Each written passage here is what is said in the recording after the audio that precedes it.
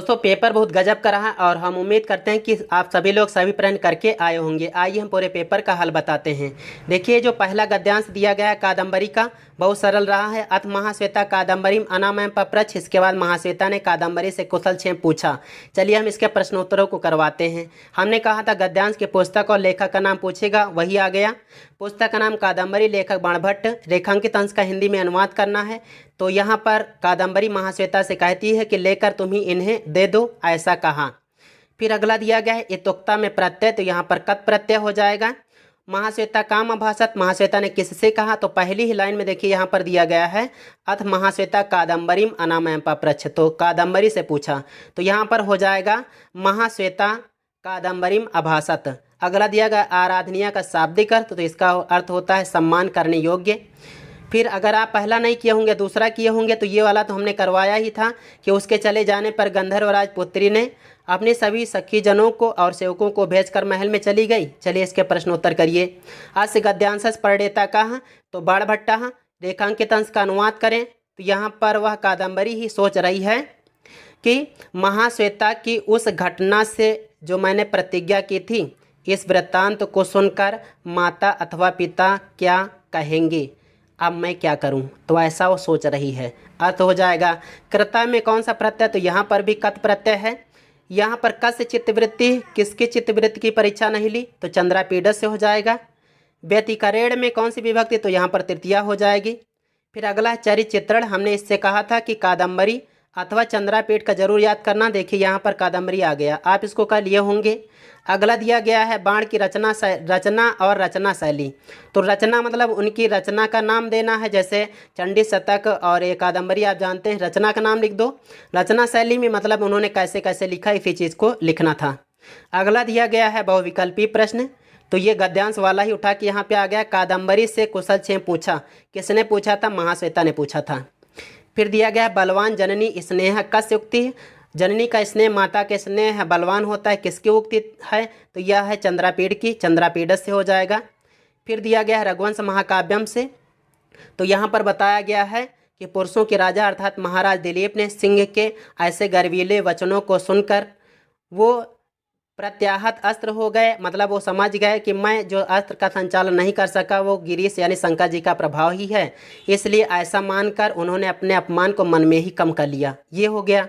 दूसरा अगर आप किए होंगे, पहला नहीं किए होंगे, तो यहाँ पर शर्त जब मंजूर हो गई थी उस सिंह को, तो महाराज दिलीप के हाथ छूट गए थे, तो तथेत काम उक्तवते दिलीपा सद्या प्रतिष्ठंभित विमुक्त बाहु, मतलब जैसे ही सिंह ने ऐसा कहा था तो दिलीप तुरंत ही महाराज दिलीप के जो है हाथ छूट गए थे और वो तुरंत उन्होंने अपने अस्त्र शस्त्र छोड़ दिए थे और अपने शरीर को उस सिंह के लिए मांसपिंड की तरह से समर्पित कर दिया था। इसको आप कर लिए होंगे।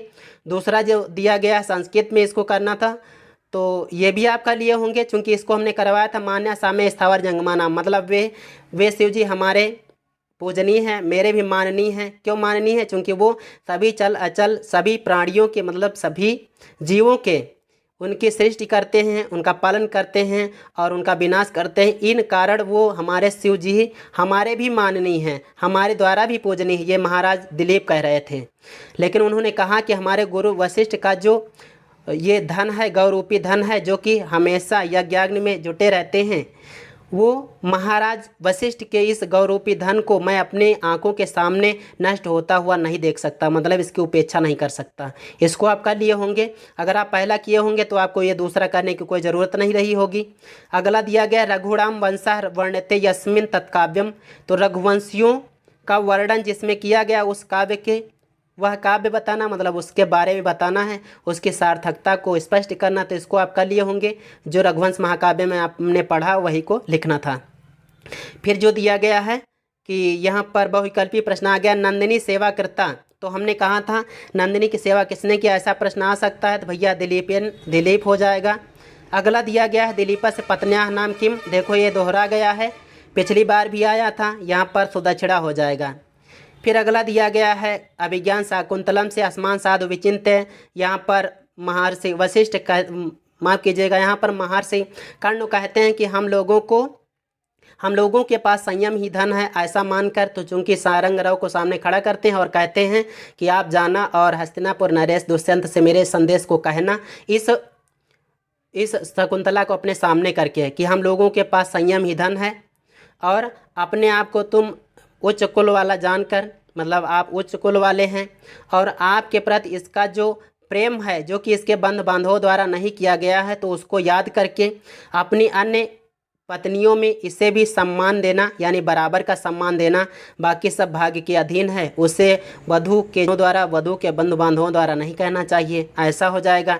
ये अगला जो दिया गया भूत्वा चिरा चतुरंत महिष पत्नी, यहाँ पर भी महर्षि कर्ण का ही कथन है। वो कहते हैं कि बहु समय तक चारों समुद्रों तक व्याप्त पृथ्वी की सपत्नी होकर, मतलब बहु समय तक आप चारों समुद्रों तक व्याप्त पृथ्वी की सपत्नी रहोगी, यानी रानी बनी रहोगी और अद्वितीय दुष्यंत पुत्र को जन्म देकर फिर उसके ऊपर परिवार का सारा बोझ डालकर, परिवार का सारा भार डालकर पति के साथ फिर से इस शांत आश्रम में लौट आओगी।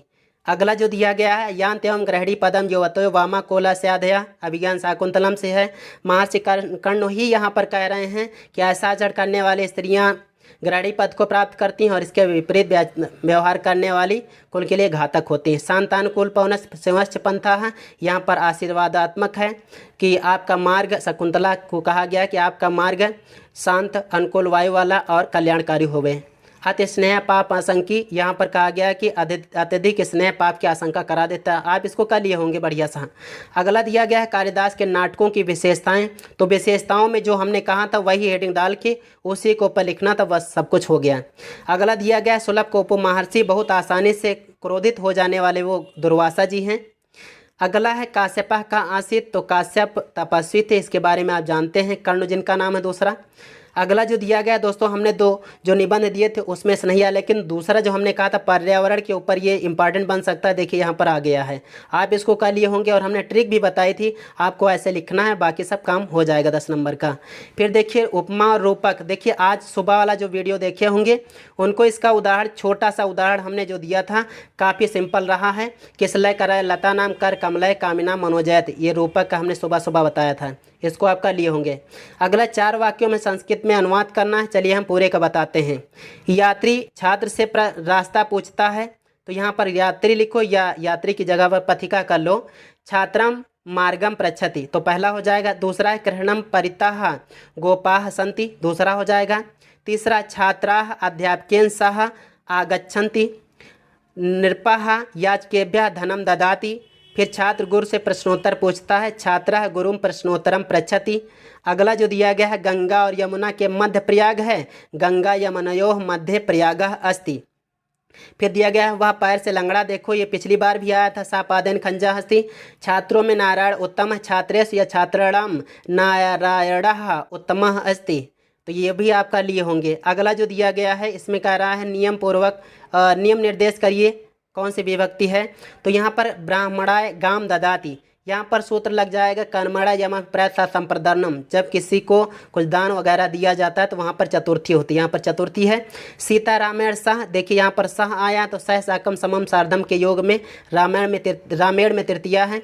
देवदत्ता ग्रामात गच्छति, देवदत्त गाँव से जाता है तो ध्रुवम अपाय अपादानम, जहाँ से कोई चीज़ अलग होती तो जहाँ से अलग होती उसमें पंचमी। अगला दिया गया विप्राय धनम ददात, यहाँ पर चतुर्थी विभक्ति हो जाएगी। अगला फिर दिया गया है समास विग्रह करिए, तो पहला हो जाएगा उपकृष्णम का कृष्ण से समीपम, अव्ययी भाव है, इसको जानते हैं, ये भी अव्ययी भाव का उदाहरण है। शक्तिम अनतिक्रम में पंचगवम का हो जाएगा पंचानाम गवमहारा। अगला दिया गया है कृष्णार्जुनों में प्रयुक्त समास, तो बच्चे ने भाई यहाँ पे गलत कर दिया है, कर्मधारय ने यहाँ पर द्वंद्व होना चाहिए, कृष्णश्च अर्जुनश्च हो जाएगा। अजंत जो शब्द है इसका संधि विधायक सूत्र यहाँ पर हो जाता है झलाम जसवंते। तट टीका संधि विच्छेद हो जाएगा, तट टीका यानी पहला वाला हो जाएगा। फिर अगला दिया गया वारिड़ा किस विभक्ति और वचन का रूप है, तो तृतीया एक वचन का है। अगला दिया गया सर्वास किस विभक्ति का है, तो सु की पहचान होती है, सप्तमी बहुवचन का होता है, यहाँ पर कुछ नहीं पूछना है। अगला दिया गया गच्छाम क्रियापद, तो गच्छा में लट लकार उत्तम पुरुष एक वचन का रूप है, इसके बारे में आप जानते होंगे। फिर है लब धातु के लट लकार प्रथम पुरुष द्विवचन का रूप, आत्मनेपदी अथवा परस्मैपदी में बताना, चलिए आत्मनेपदी में यहाँ पर बन जाता है लभेते, लभते लभेते लभंते, ऐसा बनता है, तो लभेते हो जाएगा यहाँ पे। अगला देखिए, अगला दिया गया दा धात में जब कत्वा लगाते तो भैया बन जाता है दत्वा। अगला फिर देखते हैं दर्शनीय में, देखिए जहाँ जहाँ कहीं भी शब्द के बाद में अनीय हो तो वहाँ पे अनियर होता है, दर्शनीयर हो जाएगा। अगला दिया गया है वाच्य परिवर्तन करना, सः विद्यालयम गच्छति, तो यहाँ पर हो जाएगा तेन विद्यालयम गम्यते। सा तेन पत्रम लिखते तो सा पत्रम लिखति। बालका लक्ष्मणम पश्यति, इसका हो जाएगा बालकेन लक्ष्मणः दृश्यते। तो दोस्तों यदि वीडियो आपको अच्छा लगा हो तो लाइक ज़रूर करना, और चैनल पर नए होना तो चैनल को सब्सक्राइब कर लेना। तो आइए दोस्तों चलते हैं। जय हिंद, वंदे मातरम।